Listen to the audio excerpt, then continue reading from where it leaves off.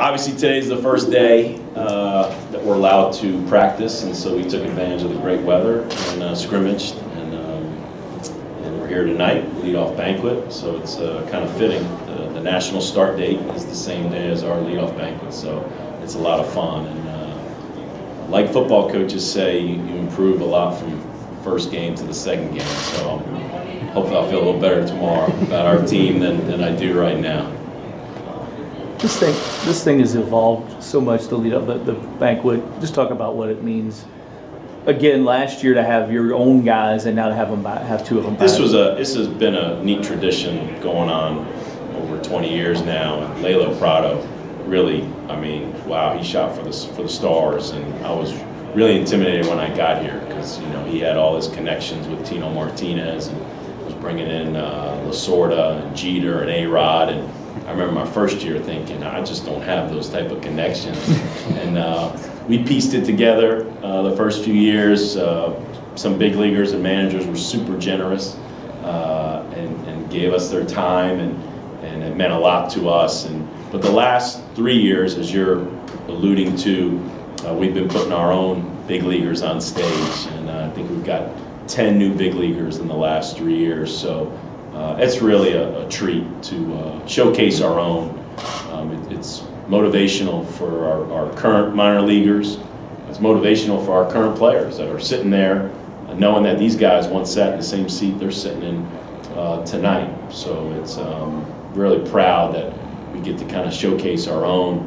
I don't know if we can do this every year, but this is a good thing we got going right now. You're like a proud dad up. You see them come back and see them up there on the No doubt, or you just hope that the kids sitting in the stands are like, okay, that's why he's on my case all the time, and that's why he's been hard on me, or he demands so much that ultimately that's where they want to get. And that's, it's fun for us to coach kids who aspire to play at the next level, with the goal of making it to the big leagues. So, for that, they might as well believe in what we're saying and work as hard as we challenge them to work, and continue to develop, the longer they're here. What did you think out of your team today? What did you like and not like? Yeah, boy, it was, I do feel really good about this group, and I'll be a lot more positive on the big stage tonight. Just typical frustration and no flow. We really had no flow to the game today defensively. And that was the message yesterday at our meeting. You have to have a defensive presence. You have to communicate on defense. You have to have a certain level of energy. And for young kids, new guys, they're worried about how many hits they get today, and because they're fighting to be in the lineup, and they think if I go 2 for 4, that gets me in the lineup. And it's my job, it's our coach's job to prepare them. It's much more than going 2 for 4. So we addressed it in the outfield after the game. And sometimes the good news is when you don't play as well, or things that happen on the field today that would be what we call embarrassing. If there was someone in the other dugout, it's embarrassing in front of a couple hundred people, and much better than being embarrassed in front of 2,000, 3,000, 4,000 people. So we'll learn from things that happen, but that's a challenge for college baseball. You're limited with how many scrimmages you can get, and you learn an awful lot from playing the game. And we do throughout the season too, so we don't have to be the best team in the country opening weekend. We're going to learn a lot as the season goes on, and hopefully just improve throughout the year. And you always have competition, but when you got guys like Devin and Corey in the past, you knew those guys probably were going to start. How much competition is there this year for most of your spots? You look at Josh Storrs and Devin Mann were kind of everyday starters last year, and then it's, they all got some playing time. Fitzgerald and Levy and Wyatt and Snyder and Romero, and all these guys got some playing time. So I'd be shocked if they think they're cemented in those positions. They have the upper hand because they're an older player. They've been through the system. They played with great players. I think my most comforting feeling is knowing that the Fitzes and the Levies and the Wyatts and all these guys got to play with the Hairstons and the Ellises and the McKays, and that is great coaching in itself. And so I'm confident that, you know, that they're continuing to improve. But for amateurs, competition's the greatest ingredient, and there's a lot of competition right now. You know, on the pitching staff, there's a lot of guys. Who's the Friday night starter? Who's the Saturday starter? I mean, there's, you know, guys are fighting to be in the lineup. They're fighting to get on the mound, and that's healthy. That's healthy for college baseball. When you look at your team without Brendan McKay, and you know, when you look at your team without a guy who was one of your best hitters and your ace in the same player, how much different does it look as you're looking around the field and he's not out there? You realize you don't need one player to do what Brendan did, and I don't even know if two players can actually do what Brendan did. It's a team, so you know you want everybody to step up, and collectively you want to have a strong lineup 1 through 9, and on the pitching staff you just want to be as strong as you can be. And you know, the one thing is we've had great starters before Brendan McKay got here, and we plan to have great starters when he left. We had great hitters before he got here, and we hope to have great hitters after him. So we'd love to have him, but obviously he's moved on, and what it is, it's an opportunity. It's an opportunity for other guys to step up. You know, before he got here, you know, I always said Dominguez and Marks, and I threw those names around, and he wasn't afraid of that. So you know, we're hoping the next wave of players is they're not afraid to step into some big shoes and try to put their face on that All-American wall. Drew Ellis is a good example of a guy that went from, you know, playing a little bit of a role as one year and then really stepping it up the next year. What makes the difference for a guy, or can a coach even see that when somebody's ready to make that next step up? I think that's more the normal pattern. You know, what Brendan McKay did is not normal.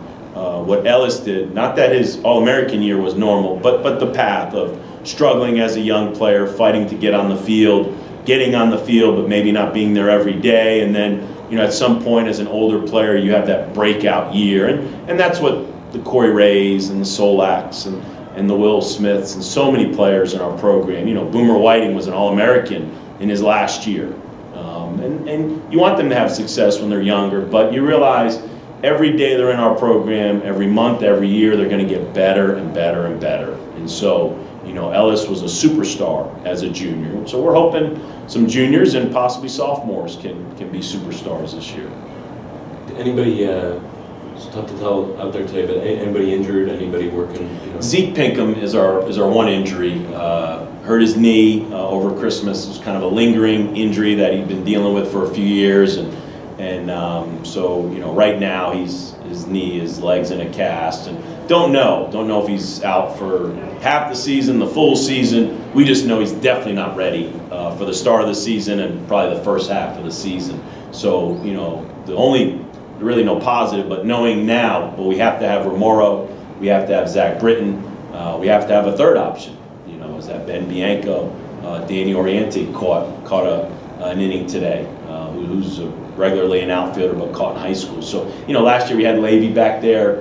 We always have to have those emergency guys. We want to be prepared if this guy rolls his ankle, who's going to run out there without us taking a step back. I was chatting with Michael Alana from Baseball America yesterday, and he's got Reed Detmers as a guy that could be the newcomer of the year nationally. What makes him potentially so special?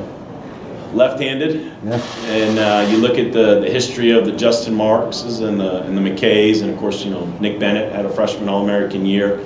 Left-handers that throw strikes and can command a breaking ball always have the upper hand. You know, high-profile kid coming out of high school, turned down a great opportunity to sign professionally, and so, you know, I was telling somebody today, Brendan McKay didn't get his first start till the 5th weekend of the season. Now, maybe we were just not in tune to how good he was, but he was coming out of the bullpen, and Birdie was down, so we were closing him. You know, Reed Detmers is going to get a start before the 5th weekend of the year, and so we're well aware that he has a lot of star power. But you know, one thing Coach Williams does a great job of, let's not demand or expect too much from the freshmen. If they become stars, great. If they struggle, like many have struggled, that's fine. It's really, I'm more expecting of the juniors. You know, the Hoeings, the Thompsons, the Bordners, the Wolfs, the Liam Jenkins, the Austin Conways, like the older guys. I mean, they need to carry the torch and let the young guys ease their way into it. Speaking of Brendan, you've been around and you've seen him. Any predictions on when you might have him here at the banquet after his debut? Yeah, probably pretty soon. I mean, but not just Brendan. I don't know, Garrett, if we got 36 or 38 guys, I was going to run that number by him, but we have over 35 guys playing professional baseball right now. So, Brendan is one of many. I look at the birdies, and I look at those guys that have been floating around AAA and AA, and so, again, we're hoping we can keep throwing these guys up on stage year after year. How about for you personally? How are you approaching this season? One of the themes from the minute they got back was "I dare you," and the theme goes to let's look at our academic success. We had 12 semesters in a row with a team GPA of a 3.0. I dare you to get 13. We did. We had a 3.21. We're number 1 in the country in wins the last 4 years. So I dare you to let's try to be number 1 after this year. We're the only team in the country that's played in the last 5 super regionals. So I dare you. Let's be the only team in the country that's played in the last 6. So just a challenge and motivation, more for the off season. You don't want to necessarily start the season with so much pressure, but you also got to be real with these kids. I mean, they come to Louisville to have regular season success, but to have postseason success and to get to Omaha and win a national championship. So, Florida won its first national championship last year. It's not easy to do. So, but I like where we're at, and I like that we've been on the doorstep. Like in 07, just get to the regionals and anything can happen, and that team got to Omaha. So we just got to keep knocking on the door, and we've gotten through the door a few times, but we still obviously got to play better in Omaha. Speaking of Omaha, what do you think this team's odds is of actually getting back to the College World Series? I'm not a bookie, so I don't know the percentages on that.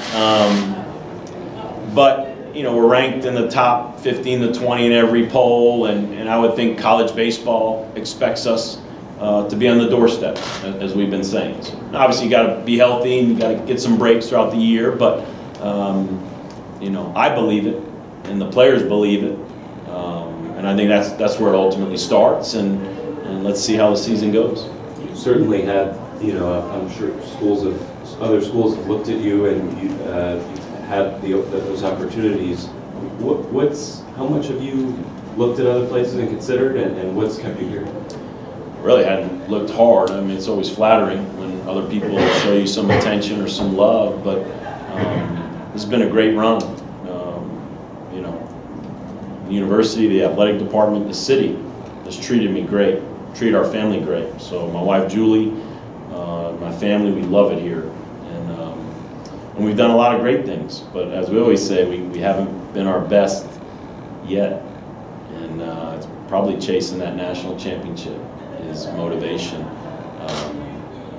Let's try to do that first before you have any thoughts. And not that you want to have thoughts of leaving, but we're real happy right here, and we've settled in. Gosh, I can't believe it's going on year 12. Time's flying.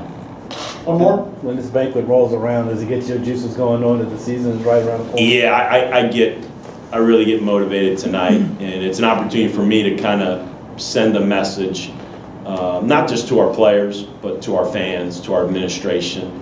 How many chances do you get to stand up in front of the diehard Louisville baseball fans and in front of your team in a formal setting? So I call it the realization moment.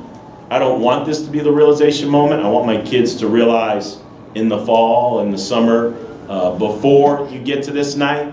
But I do realize for some, this is their realization moment. They stand on that stage and they see the crowd and they see the highlight videos and they see the history and they go, whoa, this is a big deal.